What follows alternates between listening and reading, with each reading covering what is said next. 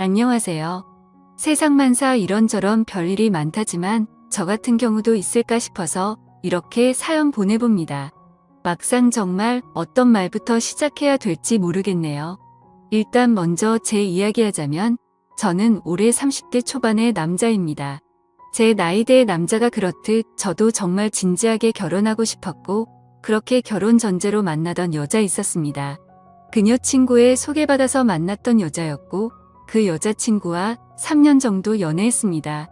3년의 연애 기간 동안 사귀면서 초반에는 순탄하지만 않았는데 연애하는 동안에 한 번 헤어진 적도 있었습니다. 여친이 저를 만날 때 취준생이었죠. 취업을 정말 하고 싶어 했으나 그때마다 낙방하여 1년 동안의 기간 동안 히스테리가 너무 심하였습니다. 자신이 낙방하여 화가 나는 부분에 대한 것들 저에게 화내고 욕성하며 풀었거든요. 저도 처음에 어느 정도 이해하고 받아줬습니다. 오죽하면 낙방하는 날만 되면 제가 눈치 너무 보고 있던 게 느껴졌는지 여친이 저한테 우리 그냥 잠시 동안 서로 각자의 시간 좀 가져보자며 저랑 어울릴 시간 동안 지금 일에 집중해서 취업부터 해야 할 것 같다며 서로 그렇게 헤어졌었습니다. 그만큼 여친이 성격이 좀 있는 편이었습니다. 그렇게 여친과 헤어진 지 얼마 지나지 않아 여친이 대기업에 취직하게 되었고 취직하자마자 저한테 연락 와서 그동안 자기 때문에 정말 미안했다며 밥 한 번 같이 먹고 싶다라는 말에 다시 만나게 되었습니다. 그리고 취직한 이후로 2년의 기간 동안 사실 별 문제 없었습니다. 여전히 여친의 성격적인 부분으로 인해 문제가 좀 있었으나 본인이 취업하면서 자존감을 회복했는지 화가 나면 여전히 성격이 나오긴 했지만 웬만해서는 화를 내지는 않더라고요. 저희의 연애는 20대 후반부터 시작해서 30대로 이어지자 양가 부모님께서도 이제 다 알고 계셨고 슬슬 여친 집에서 결혼할 나이인데 왜 인사 오지 않느냐며 말하셨다고 하더군요.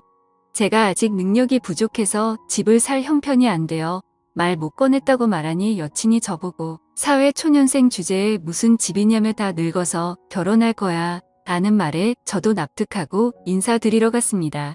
그런데 처음 보자마자 장인어른은 자신의 재산은 다 필요가 없다며 무남동녀 외동딸이라 어차피 줄 데가 없으니 결혼할 때 자가로 가지고 있는 아파트가 있는데 거기서 일단 살라고 하시더군요. 장인어른은 대기업 회사원으로서 일하시다 은퇴하시고 고문으로 일하고 계신다고 들었습니다. 재산이 그렇게 막 부자까지 아니더라도 집은 2채 정도 가지고 계신다고 하더군요. 그리고 장모님은 평생을 전업주부로 사셨다고 들었습니다. 사실 저희 집 형편은 아내 집에 비해서 그렇게 넉넉한 편이 아니라서 제가 결혼하는 비용도 겨우 마련할 정도였죠. 집에 손을 벌리거나 그런 기대는 할 수조차 없었거든요. 아버지께서 하시던 일이 잘 안 되셔서 빚만 넣으셨고 제가 월급 받은 돈으로라도 도와드리려고 하자 이 돈마저 주면 너는 결혼 어떻게 할 거냐며 오히려 부모인 내가 도와주지는 못해도 너 돈만큼은 너가 결혼하는데 쓸 수 있도록 모으라며 말하셨습니다. 그렇게 모은 돈 1억에 아버지가 그래도 결혼한다고 모으신 돈 3천만 원 주셨습니다. 그렇게 저희는 결혼을 하기로 했습니다. 결혼이 생각보다 참 복잡하고 힘들더군요. 아내와 저는 결혼 예식장부터 예물 신혼여행까지 많이 다니며 알아보는 과정 중에 의견 차이로 사소한 다툼이 좀 많았습니다. 순간 결혼식 준비하다가 헤어진다는 커플들이 이해가 되더라고요. 저는 최대한 아껴서 미래를 준비하려는 저와 다르게 한 번뿐인데 최대한 성대하게 하고 싶은 아내 때문에 정말 많이 싸웠습니다. 그래도 어찌어찌 이야기 진행하여 결혼식 전날 자기는 친구들이랑 결혼 전에 밥도 사주고 놀고 오겠다고 말하며 저보고는 총각 파티하러 가라고 하더군요. 알겠다 하고 갔지만 저희 친구들도 제대로 노는 친구들이 없었기에 그냥 적당히 1차 식사 2차 호프집에서 간단히 술 한잔하고 자정이 되기 전에 집에 들어왔습니다. 그리고 아내에게 전화를 걸어보니 전화를 안 받더군요. 한참 연락하니 그제서야 시끄러운 곳에서 전화 받으며 오늘 같은 날 적어도 마음 편히 놀게 해줘야 하는 거 아니냐며 왜 이리 계속 연락하냐며 성질을 내더군요. 언제 들어갈 거냐는 말에 술이 취한 목소리로 놀 만큼 놀다 갈 거라며 걱정 말하면서 끊더군요. 밤이 늦어질수록 그런 게 신경 쓰이기도 했으나 그 뒤로 연락도 안 받고 결국 저도 포기하고 잠자리에 들었습니다. 다음날 식장에서 아내는 밤새고 온 건지 연신 피곤한 모습으로 있었고 마음속으로는 정신없던 결혼식 마치고 부랴부랴 유럽행 비행기로 올랐습니다. 저희 그 후에도 신혼기간 동안 많이 다퉜습니다. 전날 뭐 하느라 계속 연락 안 되었냐, 어디에 있었냐는 제 질문에 친구들끼리 있는 거 뻔히 알면서 왜 그런 질문하냐고 성질만 내는 아내와 다퉜었죠. 결국 해외까지 와서 이렇게 싸우는 건 아니다 싶어서 그냥 제가 사과했습니다. 화내서 미안한데 어느 남편이 아내가 결혼식 전날 연락도 안 되고 밤에 노는 게 기분 좋겠냐고 화 풀고 좋게 지내자고 했습니다. 남은 기간은 나쁘지 않게 보냈고요. 그렇게 신혼여행 마치고 돌아왔는데 아내가 갑자기 임신이라더군요. 저는 그때부터 기뻐하는 마음커녕 계속 불길한 생각이 들더군요. 정말 내 아이가 맞는 걸까라는 생각이 계속 들었습니다.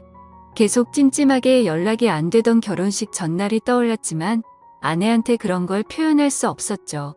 아내는 임신한 걸 가지고 대단한 유세처럼 저에게 다시 히스테리를 부리며 입덧으로 인해 저를 그냥 노예처럼 부리려고 했고 저는 그런 아내에게 맞춰주면서도 마음속의 불안감 때문에 점점 저도 미쳐버릴 것 같더군요. 결국 이 찜찜한 불안감 때문에 아내의 뒷조사를 하기 시작했습니다. 아내는 자기 자신의 영역에 대해서 철두철미한 스타일입니다. 자기 물건 건드리는 것도 싫어했고 자신의 폰 보는 것도 싫어했기에 항상 폰에 비밀번호가 걸려 있었고 그걸 알아내기 위해 정말 티 안 나게 한 달 넘게 곁눈질로 봐서 알아냈고 아내는 잠기가 밝은 편이라 제가 잠자는 도중에 조금만 움직여도 깨는 편이었습니다. 의심도 많아서 제가 자기를 의심하는 걸 눈치채기라도 해서 만약 제 불안한 생각이 틀렸을 때는 엄청 난리칠 게 안 봐도 뻔히 보였던 터라 저는 더욱 조심스러웠지만 다른 것도 아니고 임신에 관해서는 필히 확인해보고 싶었습니다. 그래서 기회를 노리고 있었는데 아내가 주말 점심시간쯤 낮잠을 잔다며 방에 들어갔는데 피곤했는지 휴대폰을 거실 소파에 그대로 놔두고 정신없이 들어가더군요. 그렇게 아내가 잠자는 동안 핸드폰을 열어볼 수 있게 되었습니다. 정말 무슨 첩보 영화 남자 주인공처럼요. 이렇게 열어본 휴대폰 하나하나 카톡에 있는 대화를 보는데 저는 제발 제 불안한 생각이 간절하게 틀리길 바랐었습니다. 카톡 대화 내용을 살펴보니 아내의 전남친과 대화한 내용이 있었고 둘의 대화 내용에는 전남친이 말하길 어제 오랜만에 좋았다고 결혼식은 잘했냐? 며 대화를 나누다가 아내가 갑자기 임신 이야기를 전남친에게 말하자 전남친은 말하길 그거 혹시 내 아이 아니지? 라고 남겨져 있더군요. 아내는 그 말에 몰라. 설령 네 아이가 맞더라도 아이 낳으면 지금 신랑 아이지라며 제 이름을 적어놨더군요. 전남친은 당황했는지 네가 안전하다고 했잖아 라는 말에 답변에 안전하겠지. 누구인지 티 안 나잖아. 꽤 스릴 있다며 라고 대화를 주고받았습니다. 그 이후로도 주기적으로 한 번씩 만났는지 오늘 볼래? 어디 모텔에 먼저 가 있어? 등의 대화들이 남겨져 있었습니다. 순간 저는 정말 배신감과 분노에 온몸이 떨려왔고 저는 그걸 다 보고 나서 들은 생각은 저 아이가 그냥 제 아이가 아니었으면 하는 마음이었습니다. 그렇게 아내의 대화 내역들 전부 제 핸드폰으로 다 캡처했으며 일단 아무 일 없는 듯이 놔둔 채로 변호사님을 찾아갔습니다. 변호사님께 상황에 대한 이야기를 말씀드리고 상담을 받아보니 이 정도 증거를 확보하셨으면 이혼 사유로 충분히 해당된다고 합니다. 그리고 증거는 많을수록 좋으니 지금보다 더 구할 수 있으면 최대한 구해 놓으라고 하시네요. 그렇게 지옥 같은 시간을 감내하며 한동안 증거들을 모은 다음 장인어른 집에 가게 된 날 다 터뜨려 버렸습니다. 아내의 대화 내역부터 시작해서 바람피는 상대의 사진을 들이밀며 저는 말했습니다. 장인어른과 장모님도 아시는 이 사람이랑 바람을 피웠고 뱃속의 아이도 제 아이가 아닐 수도 있다고요. 제 말을 믿지 못한 장인어른과 장모님에게 저는 증거물을 보여드렸고 제가 보여준 사진들을 보면서 어쩔 줄 몰라 하시더군요. 그리고 옆을 쳐다보니 아내는 부끄러운지 얼굴이 시뻘개져서 저한테 달려들며 욕하며 제 폰을 뺏으려 했습니다. 저는 그 와중에도 이 여자랑 못 살겠다고, 그리고 이런 여자가 뻔뻔하게 당당하게 사는 것도 아니라고 본다고 이미 이 여자 회사 팀장과 동료들에게 메일로 모든 자료들까지 다 돌렸다고 말했습니다. 그러자 아내는 적반하장 저한테 오히려 고소한다길래 어디 한번 고소해보라고 했습니다. 그리고 너같이 더러운 여자가 이 세상에서 뻔뻔하게 사는 건 절대 용납 못한다고 했습니다.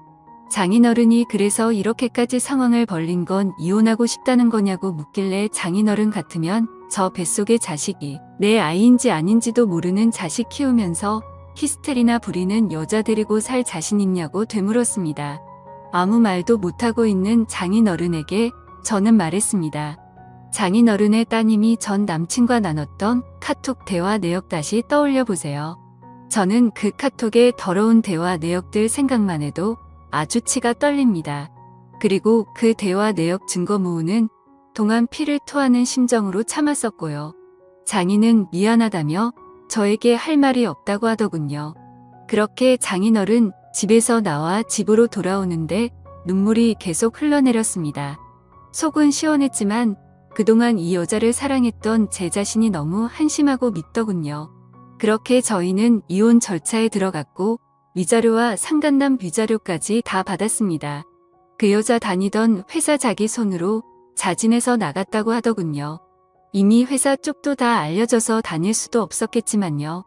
그 후 아이를 출산했다고 장모님께 연락 왔길래 친자 확인을 해보고 만약 맞다면 양육비 부분에 대해서 다시 연락 준다고 하네요. 전화 끊는 순간 제 아이였을 거라 생각하고 아내에게 노예처럼 살며 사다 바친 음식들이나 제 생활들이 어렴풋이 떠오르더군요.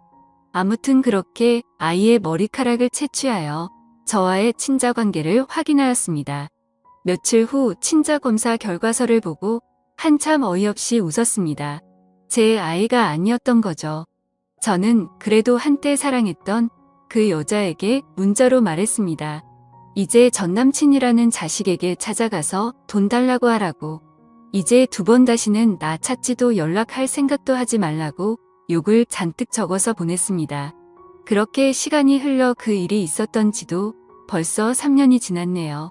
요즘 유튜브 채널에서 여러 가지 사연들을 보면서도 문득 그때 생각이 들어서 감정이입이 제대로 되더라고요. 결론적으로는 그 이후로 결혼 안 하고 살아가는 게 잘하고 있는 것 같다는 생각이 드네요. 지금까지 제 사연을 들어주셔서 감사드려요.